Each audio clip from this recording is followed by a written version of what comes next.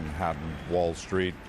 The NASDAQ, as Greg Clarkin said, not fitting into the top 10 in either percentage or point terms. However, that is not the case for the Dow. This the largest point decline ever for the Dow Jones Industrials. But again, in percentage terms, it appears that in percentage terms, this decline today, as large as it is in point terms, did not hit the top 10 point declines ever in percentage terms, again, for the Dow Jones Industrials. Let's go back to Rhonda Schaffler. Rhonda, as you said, orderly trading, nonetheless, a significant decline. The sectors there hardest hit today, airlines, of course. What else? Well, let's start first with a couple of the big losers on the Dow, because this was a brutal day of selling. We want to show you what was responsible for much of the Dow's losses. It did include some of the cyclical names as well as financial stocks on the Dow: American Express, Boeing, Citigroup, General Electric, General Motors. Among those stocks getting very hard. The airlines, on a percentage basis, were the worst performers. That was not surprising when we consider the news we've heard from airlines over the weekend. The Dow Transportation Average sliding better than 400 points.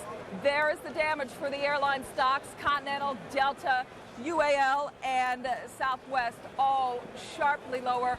Southwest faring a little bit better on a percentage basis. Also, the insurance stocks were among those hit very hard: Allstate, American International, Chubb, Cigna, and MetLife with losses. But Lou, there was buying here. It was both defensive in nature and defense stocks, and that's what we're going to take a look at now. That would include companies like General Dynamics, Northrop Grumman, Raytheon, Level 3, and Lockheed Martin. They were among some of the winners here. This was, Lou, the busiest trading day in the history of the New York Stock Exchange. You pointed out the damage with the Dow in terms of points, but this was a day where traders spent a lot of time reaching out to each other, hugging each other, just happy to see each other. Again, it was not the best of days in the markets, but for these traders here, just 3 blocks away from ground zero, it was a day where they could at least feel comforted with each other. Lou? Rhonda, as you say, a day of heightened and mixed emotion there. Those traders, those floor traders and specialists, many of them have lost friends, relatives, and certainly professional colleagues a few blocks away at the World Trade Center. But they all obviously expressing through their presence and hard work today a commitment to getting the markets open, back trading, and $13 trillion, by far the world's largest marketplace, back in action. And let's go to Greg Clarkin over at the NASDAQ market site. Greg, your thoughts after this difficult down day?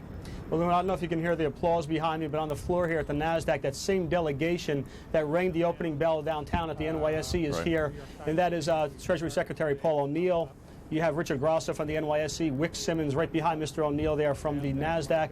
A lot of relief, a lot of smiles on those faces after what they would have to be considered by many measures a successful day of trading. They overcame a monumental task to get the markets open today, and they performed fairly well. No system problems, Lou. The technical aspect of things seemed to hold up very nicely today. Was never really swamped by volume. Let's take a look, if we can, at some of the big technology stocks, give you a sense of how they fared on the day. Greg? Here's Lou. Greg, before you do that, let's go back to that picture, if I could ask just for a moment. Sure. Let's go back to the picture of the Treasury Secretary talking, because I think it is worth noting that there with Wick Simmons, the CEO of the NASDAQ, is Richard Grasso, obviously Treasury Secretary Paul O'Neill talking. We've had a historic display of unity on Wall Street with Grasso, the chairman of the New York Exchange, there at the NASDAQ market site. The first time in history that the chairman of the New York Exchange has ever been present at the closing bell at the NASDAQ. As this morning we had another first, that is that the CEO, Wick Simmons of the NASDAQ, was present at the opening bell of the big board, and that was an important symbolic display of unity on Wall Street and the commitment of cooperation in purpose that these financial leaders have been demonstrating for the past week under the most difficult of circumstances. Greg, I'm sorry, back to you. That's okay, Lou. Indeed it was. I spoke to some of the NYSE delegation as they were filing in here a few minutes ago, and to a person they said, they've never been up here. So, these fierce rivals really kind of putting aside the competitiveness and getting together to get the market up and running today. Here's just a sampling of the big caps. You can see they were all on the downside. The travel stocks, as expected, big losers today. We saw Northwest Airlines, SkyWest losing about 35% of their value. A lot of the smaller regional carriers reside on the NASDAQ. Mesa Air, one of them, they were down. And then also those online travel sites, Expedia, Priceline.com, all off very sharply today. On the upside, though, a lot of the companies, the technology companies related to security, Envision Technologies, these folks make the detection systems for airports to screen the baggage. That stock rising at one point was up 200% today. You can see the big pop on it at the close. Polycom, this is a company that's in the video conferencing field. The feeling is that with business travel being affected, video conferencing becomes more popular. They were among the big winners as well today. So a handful of stocks posting nice gains, Lou, and overall the NASDAQ down triple digits, but still a lot of folks coming away fairly pleased with the performance, really, of the markets today. And as you pointed out, Greg, today's decline in both percentage terms and point terms, not even qualifying amongst the 10 worst declines on the NASDAQ in historical terms. Well, the Federal Reserve and central banks all around the world today taking concerted, coordinated action to stabilize markets and to support currencies. Kathleen Hayes, our economics correspondent, has that part of the story. Kathleen? Thank you very much, Lou. And of course, an important part of the story it is today. And it wasn't just the Federal Reserve. This is a global effort to prop up the world's financial system to try to get the economy moving ahead again. The Federal Reserve cut its key short-term rate, the Fed funds rate, by 50 basis points. The European Central Bank also cut. The Bank of Canada cut. The Swiss National Bank cut. In the policy statement accompanying the Fed's action, which is closely vetted by people on Wall Street, the Fed said it will continue to supply unusually large volumes of liquidity to financial markets as needed until more normal market functioning is restored. It also said even before the tragic events of last week that employment, production, business spending remained weak, and last week's events have the potential to damp spending further. The big question now, will the U.S. economy avoid recession? Well, guess what? A lot of people say we're already in recession, and this just makes it worse, including former Fed Governor Wayne Angell, who said he expects the Fed to cut again on October 2nd by 25 basis points, maybe even a half percentage point. So in light of all this, why didn't the bond market do better? The bond market had a bit of a setback today after a big rally last week. Well, one big reason is they think that the Federal Reserve will succeed, along with massive stimulus from the federal government. The federal government is dusting off an old, powerful tool, fiscal stimulus, tax cuts, $40 billion in relief. DeLoss Smith from the conference board here earlier today, Lou, an old friend of yours as well. And DeLoss says, don't forget, that's a powerful thrust, a big pout of the economy. He thinks it's going to work. Okay, Kathleen. Thank you very much, Kathleen Hayes. I want to turn now to get some perspective on the day's activities on Wall Street to Michael Holland. He's the chairman of the Holland Company. Mike, good to have you with us. Good to be here. What we have watched here today, getting these markets back in action, in some ways, would you agree, is more important than the point loss or gain on the day? The point loss or gain was insignificant no matter what happened. The huge story was that in a war zone that just occurred a few days ago, the New York Stock Exchange, the American Stock Exchange, the NASDAQ all functioned spectacularly without a hitch. I would say in a word, Lou, in today in New York, the bad guys lost, the good guys won. And we're going to see the good guys asserting themselves increasingly in these markets and the economic imperatives around the world, as well as military now, it appears, and in other initiatives. But in terms of these markets over the next several days, do you expect to see continued order? This was a down market, but orderly. Do you expect today to see? Today was the day. That's it? If anyone wanted to disrupt this market, and I'll imply bad intentions to some people, others who are simply weak need, and I'm talking primarily outside the United States, if they wanted to do something, today was the day. They failed. The first 2 hours this morning were the day for disruption and instability.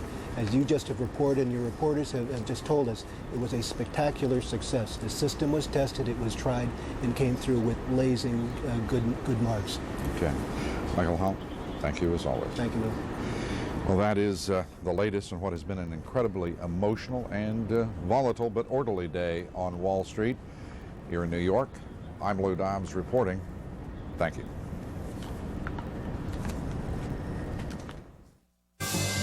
In business suits and rescue gear, New Yorkers open a new work week, a new beginning in the city's devastated financial district, clinging to flags and clinging to hope. I come here every day filled with optimism that I am in fact going to find my brother Tommy alive. In Washington, the commander-in-chief keeps laying the groundwork for America's new war against terrorism and issues a warning to prime suspect Osama bin Laden. There's an old poster out west, as I recall, that said, "Wanted, dead or alive."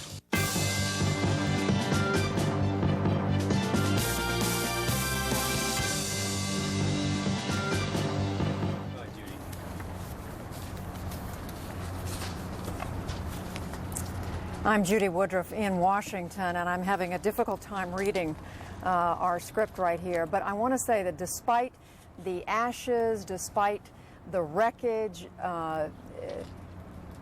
despite all the terrible things that have come as a result of what has happened, I'm sorry, I'm just going to need just a second here. Thank you. Please bear with me.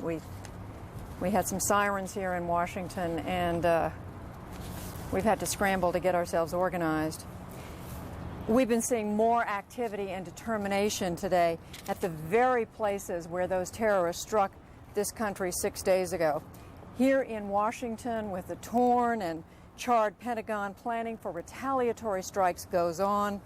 Earlier, President Bush was there for a briefing on the call-up of military reservists, and he used stronger language than ever to put suspected terrorist Osama bin Laden on notice. In New York, emergency crews are pressing on with their rescue and recovery mission at the ruins of the World Trade Center, even as many workers in the financial district start heading home after their first day back on the job since Tuesday's terror. Joey? From CNN Center in Atlanta, I'm Joey Chen. Now we want to take a look at what else is happening in America's new war on terrorism. Afghanistan's supreme leader says that Islamic clerics will meet tomorrow to decide whether to hand over suspected terrorist Osama bin Laden. Pakistani officials have warned Afghanistan's Taliban rulers to produce bin Laden or to face U.S. attacks. Secretary of State Colin Powell says that the Bush administration is more convinced than ever that bin Laden is the prime suspect in last week's attacks on New York and Washington. It is becoming clear with each passing hour, with each passing day, that is the al-Qaeda network that is the prime suspect, as the president had said, and all roads lead to the leader of that organization, Osama bin Laden, and his location in Afghanistan. Also today, Attorney General John Ashcroft says numerous federal agents will be flying on commercial airlines to help guard against new acts of terrorism. Ashcroft says there is a continuing threat because associates of the hijackers who carried out Tuesday's attacks may still be in the country. At least 4 material witnesses now are in FBI custody in the ongoing investigation of the attacks against the United States. Judy? President Bush today visiting a Muslim mosque here in Washington. While he was there, he had something to say, and let's listen to his words right now. I'd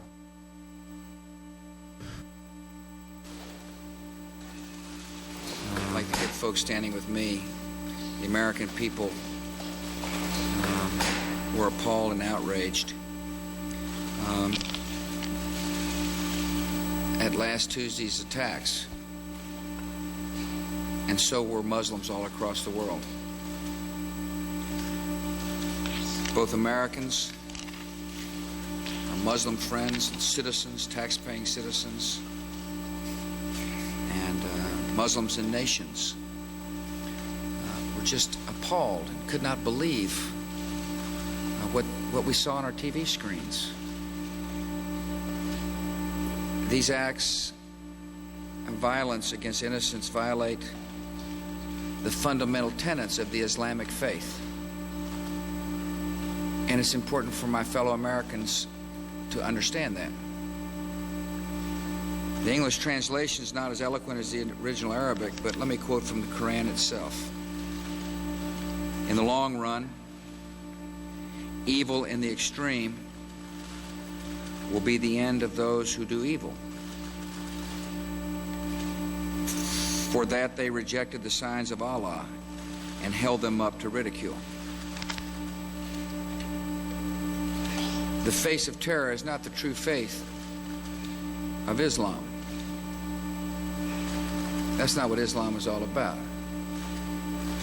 Islam is peace. These terrorists don't represent peace.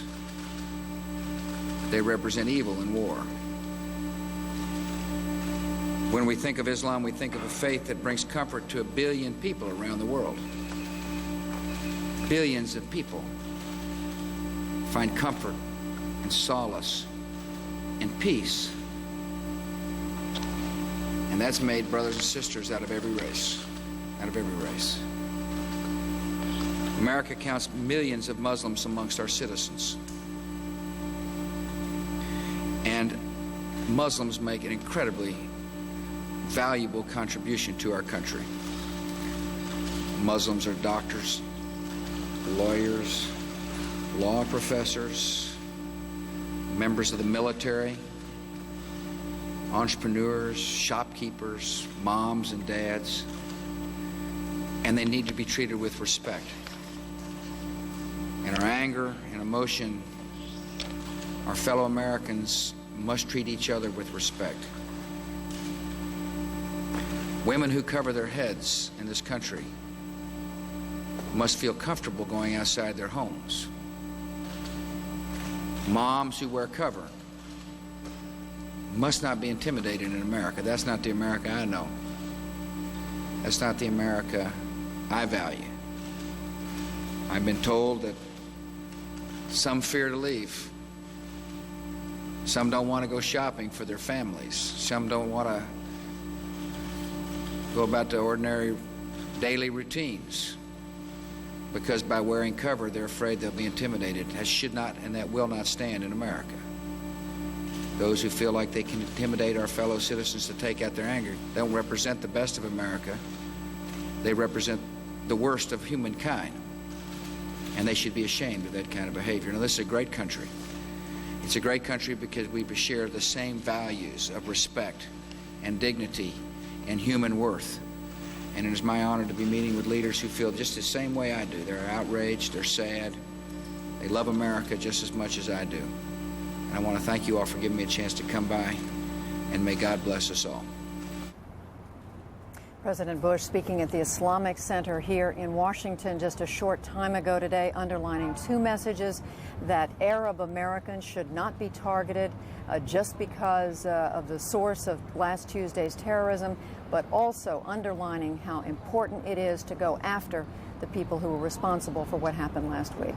White House correspondent John King joins us now. John, the president seems to be coming back again and again to these themes that he's been stressing in the last couple of days.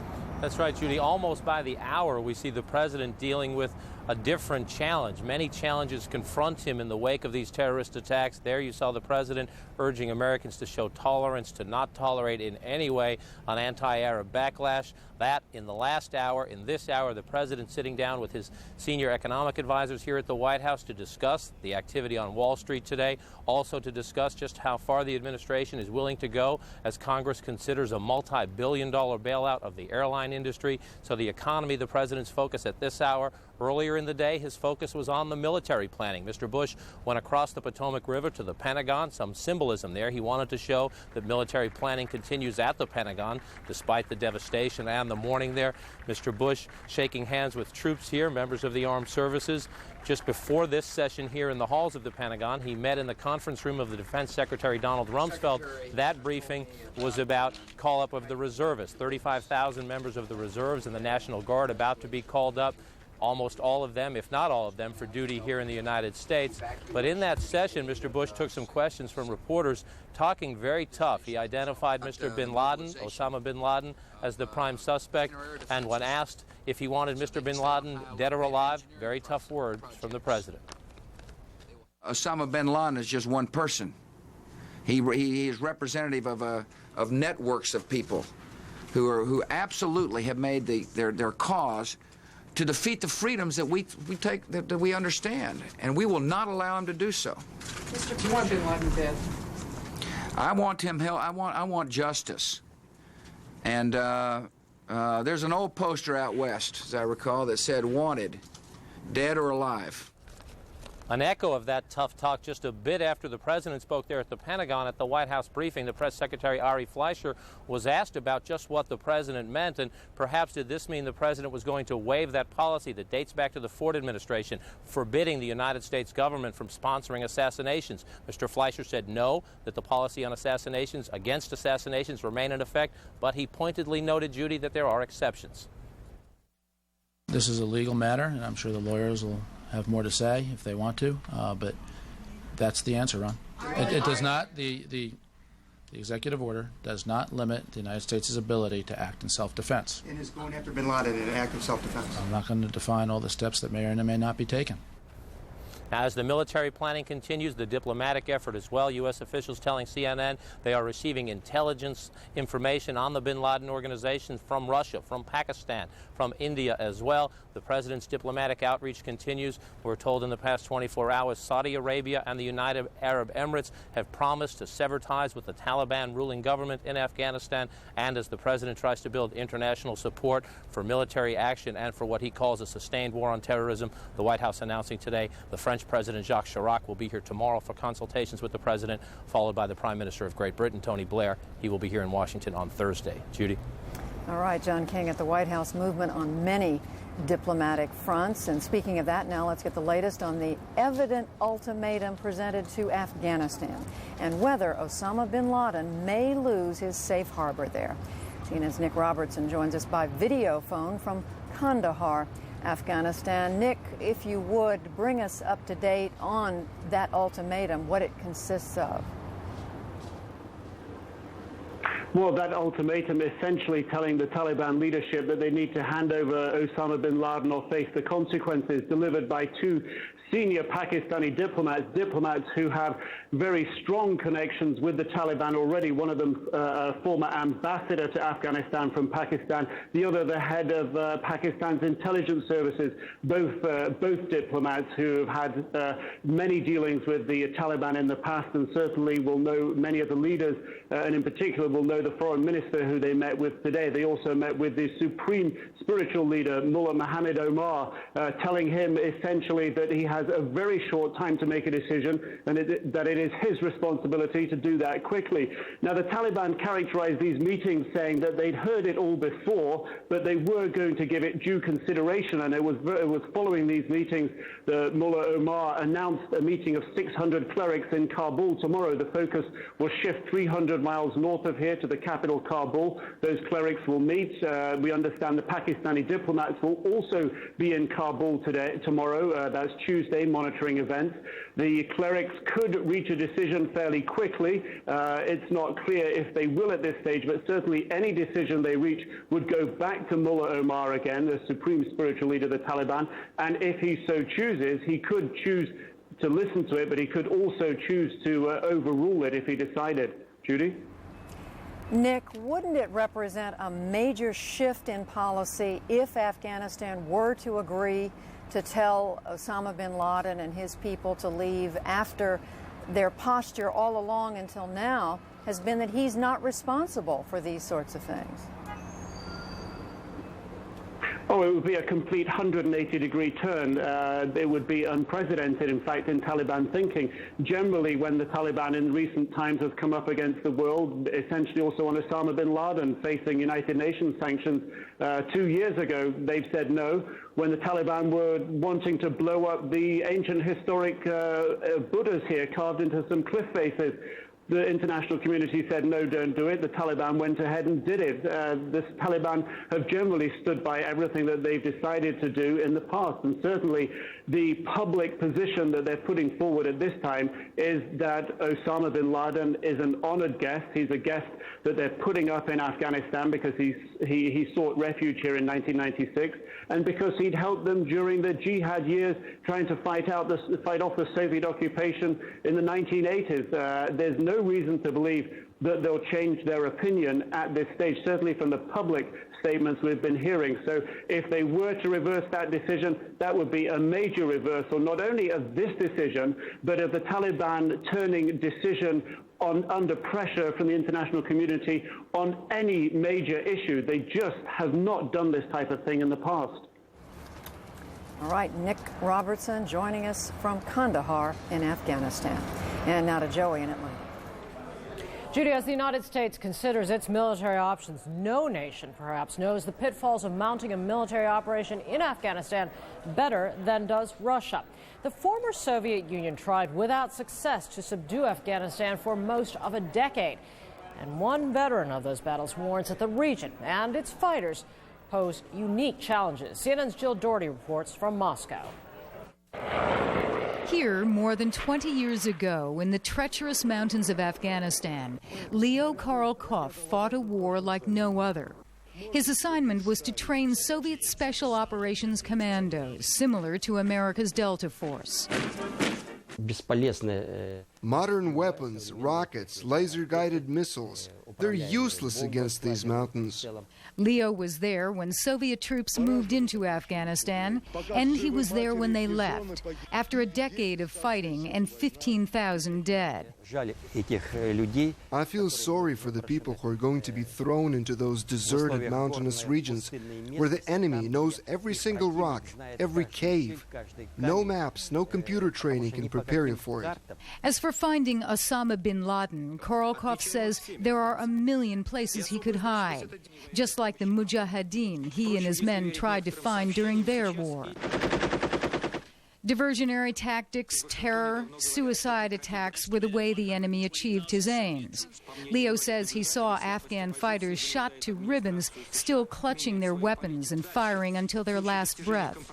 Many of them, he says, used drugs before launching operations. But they were, he says, the most effective force he has ever seen, honed on 20 years of continual war. They were also well supplied with Stinger missiles provided by the Soviet Union's Cold War foe, the United States. Russia expected to stay a few months in Afghanistan. It ended up fighting for 10 years.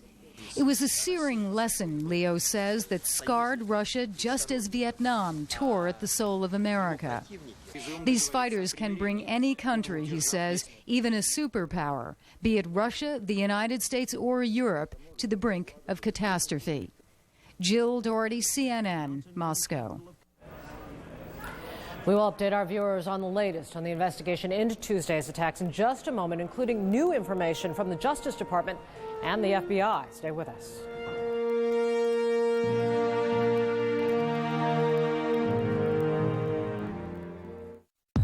All vacations are canceled until the network integration is complete? All but his, I bet. What is it this time? Jumbles of hardware? Databases built on 10 different platforms in 20 different countries? Does he think that's news to me? Serve it up. Send it my way. Bring it on, buddy, because I'll get it done. And that happy vacationer, the one waving from the beach as your yacht passes by, that man is going to be me. You can accomplish anything, even seamless integration. Fujitsu, the possibilities are infinite. Have you gotten yourself into too much credit card debt? You may be able to point and click your way out with a second mortgage from Ditech.com. Whether you have equity or no equity, Ditech has a second mortgage with a no closing cost option that may help lower your monthly payments. Why pay minimum monthly payments when you can pay off your high interest debt with a second mortgage from Ditech.com? For fast, friendly service, apply online or call us at 1-800-71-FIX now.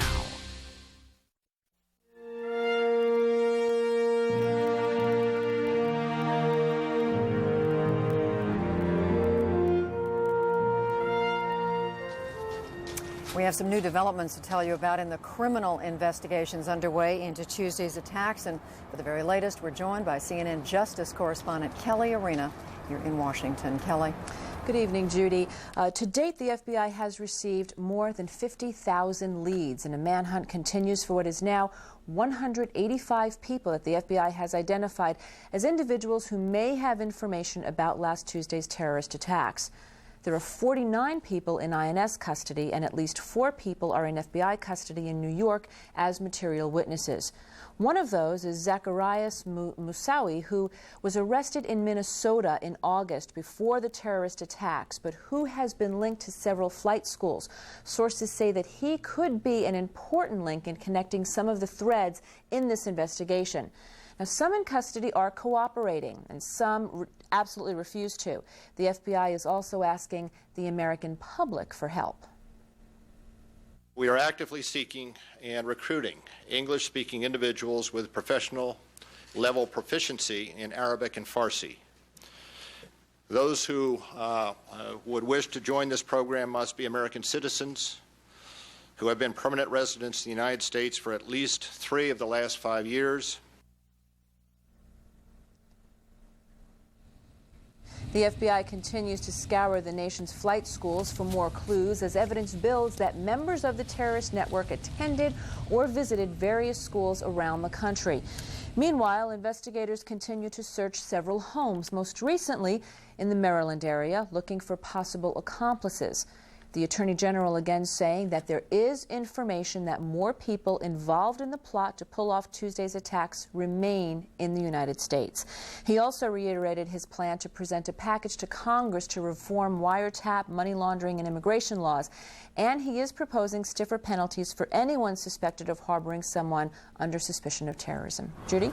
Kelly, on a separate but related track, the FBI Director, the Attorney General, talked about their concern about a rash of hate crimes in the United States, alleged hate crimes. That's right. The FBI has opened as many as 40 investigations following up complaints of arson and threatening communications, assaults. And the FBI director today said that they do have information that there may have possibly been 2 ethnically motivated murders. The FBI is also looking into those. The FBI director and Attorney General Ashcroft have urged all Americans not to racially profile, not to be violent against any Arab Americans. Of course, Judy, what this does is it diverts resources that could be going into the investigation and into trying to work the crime scenes in New York and Washington, and instead they're being diverted elsewhere. So this they say is not the time. It's never the time, but this is an especially sensitive time where they really need manpower. All right, Kelly Arena, and related to that, President Bush visiting a mosque here in Washington, the Islamic Center. And back to Atlanta and Joey. Judy, that's the latest developments on the investigation. Our viewers are also very interested in what is happening at Ground Zero in Lower Manhattan. Officers there directing search dog units tell CNN that they are beginning to find more bodies beneath the rubble. But rescuers say they will keep searching for survivors as long as there is hope. CNN's Gary Tuckman is keeping an eye on what is still called a search and rescue operation. Gary? That's right, Joey. And when it comes to survivors, there has been absolutely no good news since early Wednesday morning. More than 5 days have now gone by since anyone was pulled alive out of the rubble. And sadly enough, many of the searchers who we talked to say they certainly believe there is potential for people to still be alive underground, but they do not think, for the most part, they'll be able to get to those areas where they're trapped. Some of the underground has been explored, but other places are too dangerous for the searchers to go to. And that is a very sad fact. Earlier today, the mayor of New York City, Rudy Giuliani, the governor of New York State, George Pataki, and the former president of the United States, Bill Clinton, toured Ground Zero.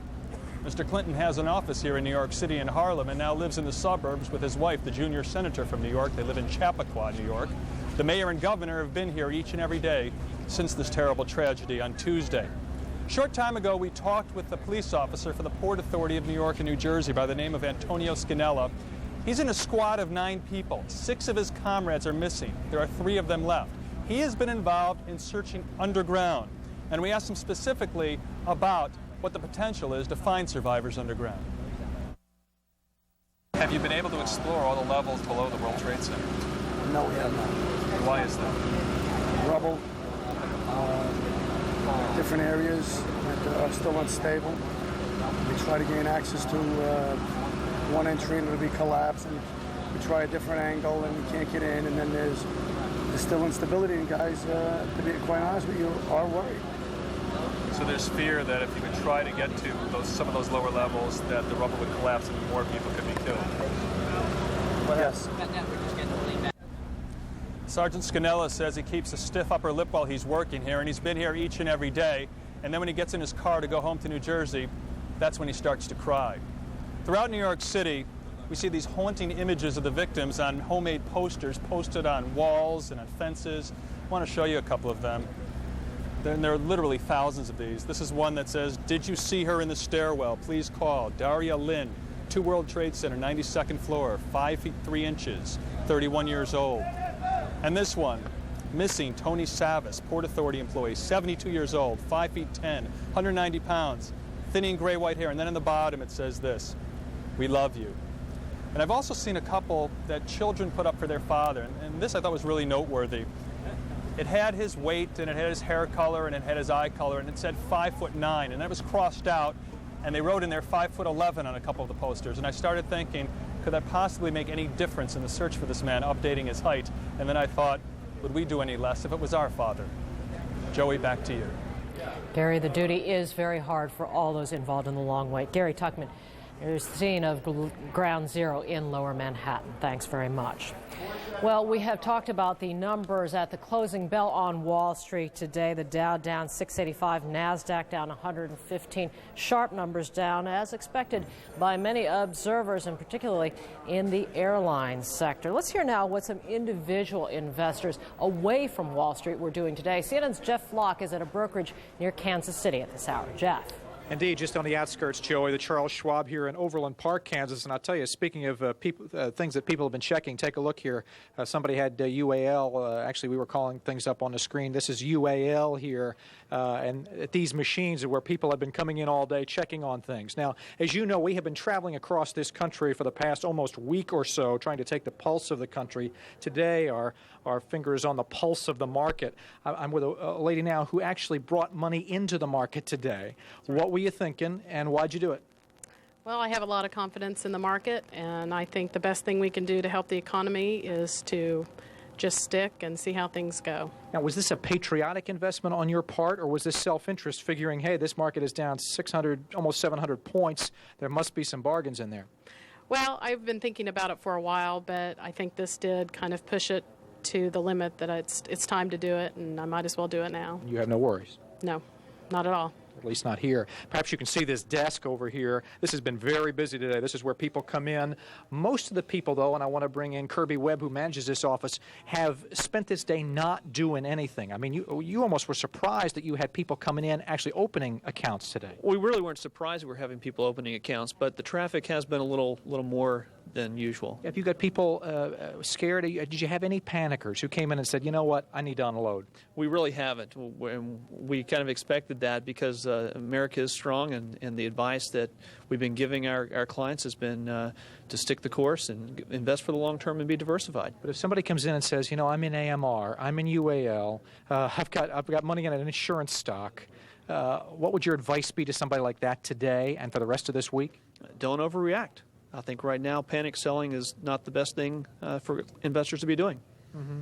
And in terms of any bargains out there, I mean, is this a time to buy? Because obviously even blue chip stocks have lost ground today. I believe now is the time to be buying, and we'll just have to wait and see what course the market takes from here.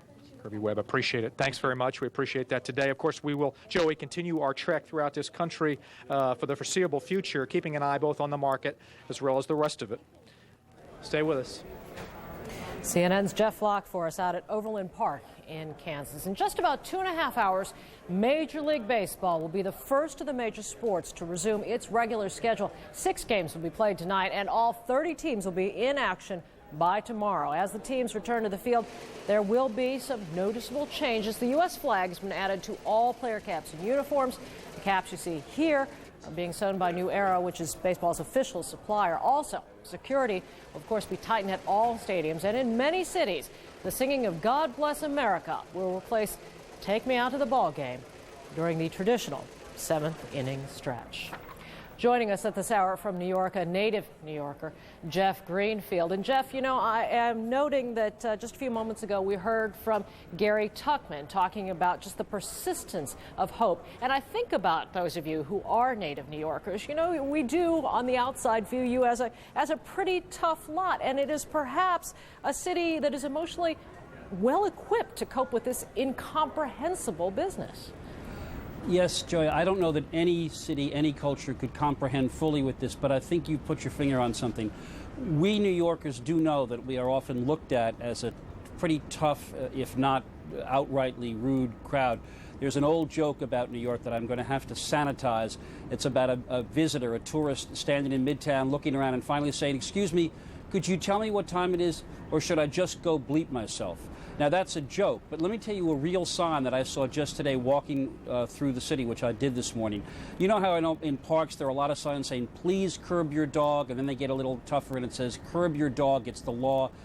At Theodore Roosevelt Park by the Museum of Natural History, and I'm quoting here, there is a sign that says, "If you're not responsible enough to clean up after your dog, you don't deserve to own one." That is a New York kind of sign. And I think that very in-your-face kind of attitude that so has annoyed many of our politer citizens of the United States over the years is, in fact, giving us that some of that ability, and particularly the people at Ground Zero, particularly the people involved in rescue and caring for those who've lost their loved ones, giving them some sense of, by God, nobody's going to do this to us. We're going to stand up and do something about it. You see it, of course, most dramatically in our mayor. I also think, I remember the first time I went to New York as a tourist, I was warned, as a tourist, you should not look up because it just makes you look like a tourist. If you're on the streets of New York City and you're looking up, you just look like a fool. New Yorkers are the people who have to stride ahead, as the mayor has done. Well, you know, I've often said when I give talks that I say to my audience, "Good morning," or as you say in the South, "How you all doing?" Or as we like to say in New York, "Hey, what are you looking at?" But there is another part of this that I think is very important, and you really did see this on display. And I'm again using the mayor as an emblem. Mayor Giuliani for 8 years has had a particularly kind of in-your-face attitude toward his critics. But you also saw in him not only that kind of grit, which has, I think, fairly been compared to Churchill during the Blitz, you also saw an enormous amount of tenderness. Rudy Giuliani, the firefighters, the police officers, people we think is the toughest kinds of New Yorkers, have been weeping openly at the loss they have suffered during the promotion ceremony for the fire department. And you also have that blend of toughness, sentimentality, and humor, that incredible funeral for Father Michael Judge, the fire department chaplain, where in the homily the priest was actually making light of Father Judge's habit of putting hands to bless even on people who didn't want it, a classical New York moment. And then just today, the front pages of our tabloids had this picture of Rudy Giuliani in a tuxedo walking a bride down the aisle at her wedding. Her brother was a firefighter who had died not Tuesday but in an earlier disaster, much less obviously, and she had said, "I have no one to give me away," and Giuliani said, "I'll do it." So you get this blend of standing up, being tough, knowing when to cry, knowing when to talk back. I really do think that has made a difference in this shattered city. Understanding the people of New York, and New Yorker himself, Jeff Greenfield, for us. Thanks very much, Jeff. Judy. Well, whether it's because New Yorkers are leading the way or whatever, Americans are rallying behind the war against terrorism. We've got the latest poll numbers for you when we come back.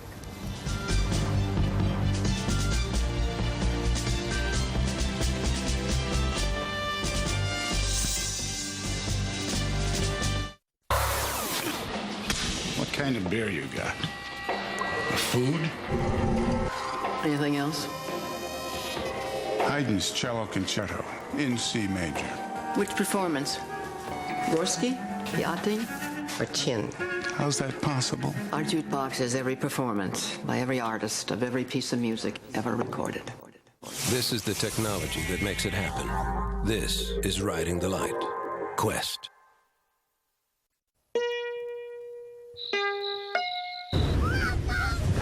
Point. Shoot. Create.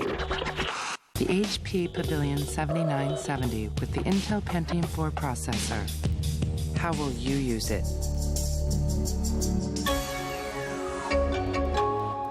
Save up to $250 by mail on the HP Digital Photography Studio.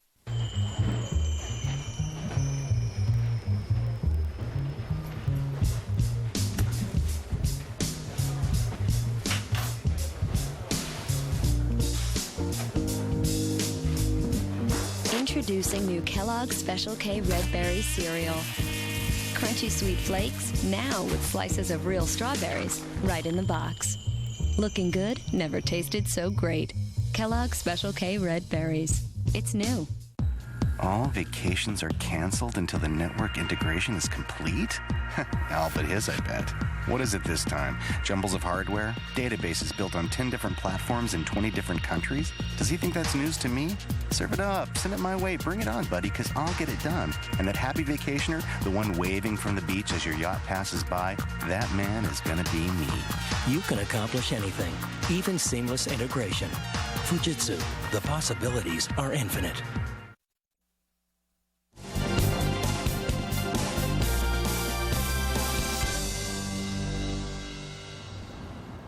In this new war against terrorism, as in any war, public support may be crucial in determining how hard and how long Americans will fight. Our senior political analyst Bill Schneider joins us now with the latest poll numbers. Bill, first of all, how unified are Americans right now in this war? Well, Judy, it is impressive by any standard. Now, here's one. 86% of Americans approve of the job President Bush is doing. And in fact, nearly 80% of Democrats agree. Americans are putting partisanship aside. In fact, last week, we found that Congress's job rating nearly equaled the president. Congress. Americans love to hate Congress. But Congress is a national symbol, just like the president. All right, what about military options? How united are Americans when it comes to that question? That is impressive as well. Support for military action right now is nearly unanimous. And we find Americans endorsing hawkish sentiments that they rarely endorse. 2/3 or more support military action, even if it means sending in American ground troops, or if Americans get killed, even if we have to reinstate the draft, or if the war goes on for months or even years, and the public is willing to make sacrifices. Around 80% say that they would support military action even if taxes are raised, even if there are gasoline shortages or a prolonged recession, or less money for education or Social Security. This is an emergency. Open the lockbox. Bill, is there any sign, any evidence of disunity out there? There is some, and it's over the most basic issue of all, namely, what should our war objective be? A majority, but only a bare majority, 52%, wants the United States to mount a long-term war to eliminate terrorist groups worldwide. A substantial minority, 36%, believe our war aim should be more limited, to find and punish the perpetrators of last week's attacks, plus 6% who don't want the United States to take any military action at all. That adds up to more than 40% who are not sold on the administration's larger war objective. Some people on the left are rallying around a banner that I saw on the Washington Mall that said, "Justice, not revenge." Well, when we capture Osama bin Laden and disable his network, the question is, will Americans be willing to continue this war? Last week, 62% of Americans told us that they wanted Congress to declare war. Then we asked them, against whom? And 2/3 said they didn't know. Our war objective is a little unclear, and it's potentially a source of division in the country. Fascinating. Bill Schneider, thanks very much. Joey. Judy, as the United States moves toward a possible military response to the terrorist attacks, a key issue will be coalition building. NATO allies are weighing the potential gains of aiding in the effort against risks to their own stability and to their own interests. CNN's Robin Oakley reports from London. The terrorist assault on America was an attack on all of them, the other 18 NATO nations declared. But UK Prime Minister Tony Blair is the only other leader echoing President George W. Bush in saying they're fighting a war against terrorism. So will America get the backing that's needed to build a coalition? Ultimately, it is the United States that has suffered the most as a result of this appalling incident.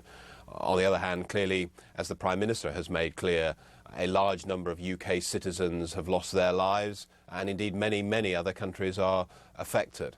It's important in that longer-term response to international terrorism that we build the widest possible coalition, and that's what we're trying to do. So is it bad news for the anti-terrorist battle that as Italy's Prime Minister Berlusconi visited Mr. Blair, his defence minister was saying no Italian troops would be committed? Even worse, that Germany's president has said the same. And that despite President Chirac's strong affirmation of support, there have been doubting noises in France too. Not really, say the military experts. You don't need a massive military force to do what they're talking about doing. But you do need a massive political will in way of international support, legal underpinnings, media support, basing. All the infrastructure things depend on political cohesion. And whereas in the old days you had a mass force and went in, now you almost need a small force, but a very big mass of political support from behind. If the first action comes in Afghanistan, then probably only the British and the French among NATO forces have the clout to make a meaningful military contribution.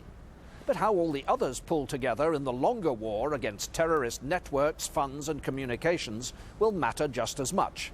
In this war, it seems, big politics will be just as important as big guns. Robin Oakley, CNN, London.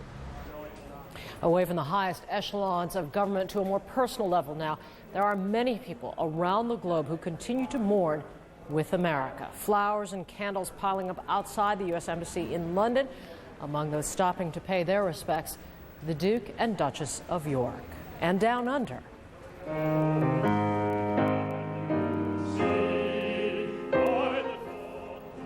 That is the Australian Parliament holding a memorial service today for the victims of the attacks on the United States. And lawmakers endorse the Australian government's commitment to back any U.S.-led retaliation. And now to Judy. And Joey and I will be right back with more on America's new war.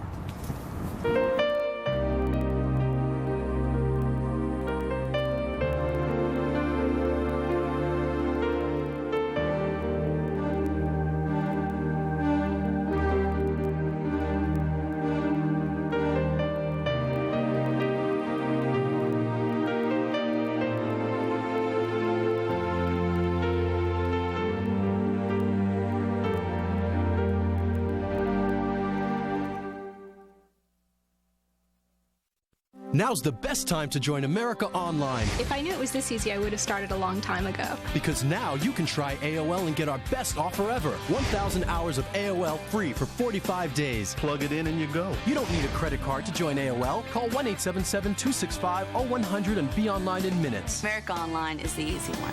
Our free 24-hour customer service representatives are always available by phone. Customer service is always there to help. 1,000 hours for 45 days free. Call 1-877-265-0100 to get everything AOL offers. You've got mail. I've got mail. I love when an instant message pops up. AOL has parental controls, and that's a good thing. Chat, instant messages, email. AOL has it all. Now you can join AOL right over the phone. You don't even need a credit card. Fire up the computer and off you go. Get online in minutes. Our operators are standing by. If we could do it, anyone can. America Online, so easy to use, no wonder it's #1. Call 1-877-265-0100 for AOL's best offer ever.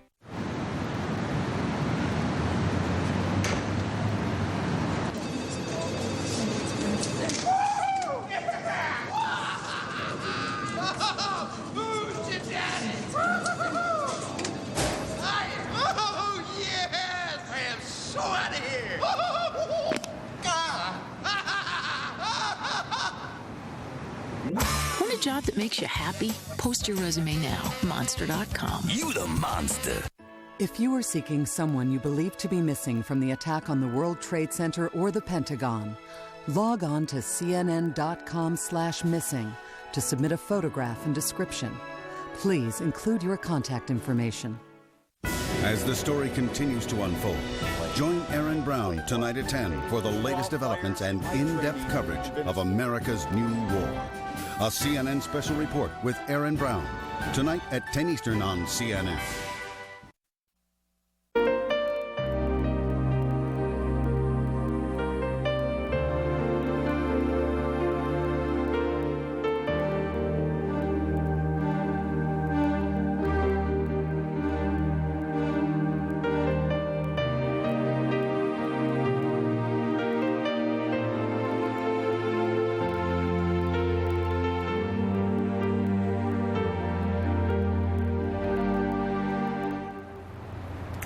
Look at the faces of just some of those who are missing.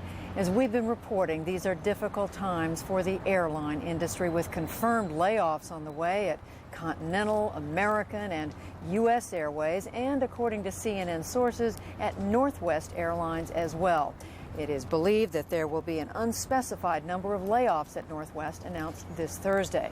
But for United and American, the two carriers whose planes were hijacked, Tuesday's tragedies hit especially hard. CNN's Patty Davis reports on one American Airlines employee who has decided now is the time to rally around the flag. As the sun rose over Dulles Airport outside Washington, American Airlines First Officer Rich Williams came to work carrying the flag. Ladies and gentlemen, I'd just like to say that this flag is a testimony to not only who we are as a nation, a people, but to who we are at American Airlines. This is our country. These are our aircraft, and these are our skies. And we're taking them back. Williams' plan to hand the flag off to American Airlines flight crews across the country, a symbol of courage in the face of terror. They will fly high on wings like eagles. Folks, where we work from day to day, only eagles dare. And don't ever dare to come and try and take our country or our airline down ever again. We won't stand for it. Thank you. We're here. We're back. The hijackings hit American Airlines especially hard. American Flight 77 from Dulles sent crashing into the Pentagon. The other from Boston slamming into the World Trade Center. More than 150 passengers and crew killed. It's a great tragic loss, of course, but it was a challenge put our way. It was a statement. It's a statement to America. And this is a statement right back at them. Okay? We're back. We're here. Here with a message. I've been flying around the system since Thursday. I'm finally going home to my 5-year-old and my 4-year-old and my wife. And if I didn't think that these skies weren't safe, believe me, I wouldn't be here. Showing the flag, defiant and bound for home. Patty Davis, CNN, Washington. One bright spot. Well, as our coverage of America's new war continues, it's clear nearly 1 week after the attacks against the United States, emotions still running raw. But so many Americans are trying to get perspective and persevere. Some reflections now from my former colleague, Bernard Shaw.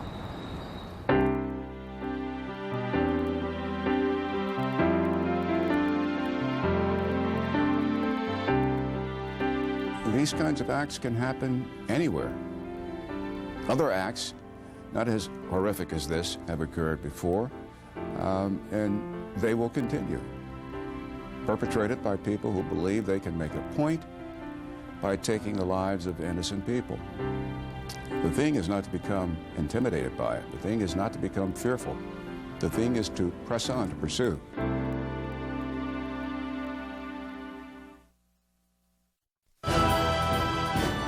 Bringing you the latest reports as events unfold in America's new war. Stay with CNN. Are you one of the millions of American males who would like increased sexual energy?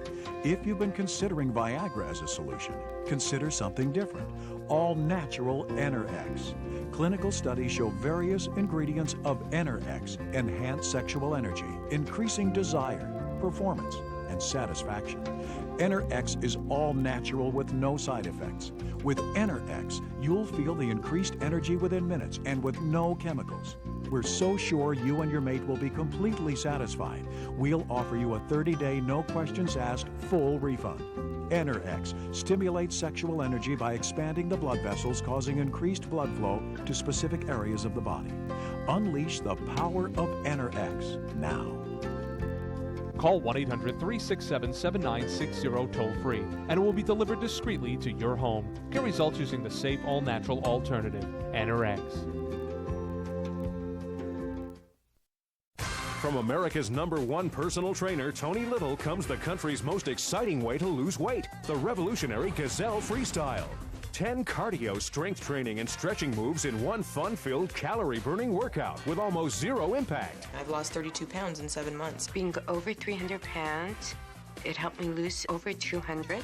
The Gazelle Freestyle has worked for these people and many more. Now you can try the Gazelle Freestyle before you buy. At home for 30 days for just $14.95 plus shipping and handling. Complete with onboard heart rate monitor and Tony Little's exclusive one-on-one personal trainer video. Use the system for 30 days. If you don't fall in love with it, if you don't get results from it, if you don't like me, send it back. This sensational Gazelle Freestyle $14.95 trial offer won't last long, so don't miss out. Call right now. Call now to order a Gazelle Freestyle to try in your own home.